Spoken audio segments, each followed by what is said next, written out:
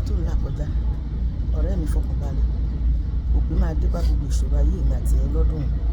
A máa rẹ́rìn ayọ̀, a máa fi gbogbo ìṣòro ayé wa ṣe tọpa.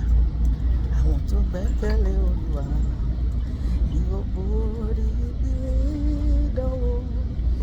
Torí pé Ọlọ́run bẹ lórí ìtẹ́. Nítorí ìlérí dájú, má bọ́ wọn, má kọ Ọlọ́run sílẹ̀ o. Má lọ sọ́dọ̀ Sátánì fún ìrànlọ́wọ́. Kò ní ẹ̀bùn kankan tó lè fún ẹ lọ́fẹ̀ẹ́. Tó bá fún ẹ ní fìlà, á fi gborí lọ́wọ́ ẹ.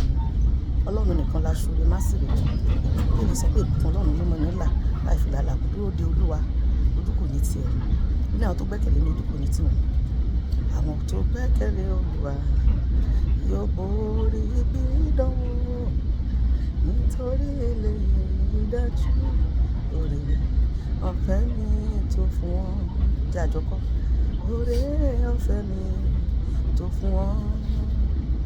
Oore ọ̀fẹ́ mi tó fún wọn. Oore ọ̀fẹ́ tí kò lẹ́gbẹ́. Oore ọ̀fẹ́ mi tó fún wọn.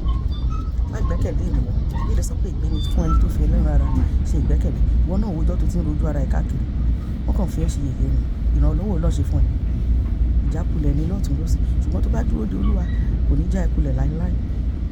Ìgbẹ́kẹ̀lé ènìyàn asán ni láyé bí. Ìgbẹ́kẹ̀lé ọmọ ẹ̀dá asán ni ò láyé bí. Sọ pé Olúwa, nítorí pé mo ti fi sùúrù dúró dè ọ́. Olúwa yanjú ọ̀rọ̀ mi ní ọjọ́ ti òní àti nínú ọ̀sẹ̀ yìí. Gbogbo ohun tí mò ń bá ọ sọ, Olúwa ṣe fún mi. Wá dábìrà nínú ayé mi, kó sọ̀rọ̀ mi dayọ̀. Gbogbo ohun tí mò ń fojú sọ́nà fún, wá ṣe fún mi. Kí ni kó láyọ̀ kíkún nínú rẹ̀ ní orúkọ Jésù. Àmín. Bá ti bí ẹgbẹ́ lè ṣe máa rí. Ojú òní ti èmi àti orúkọ Jésù. Àmín.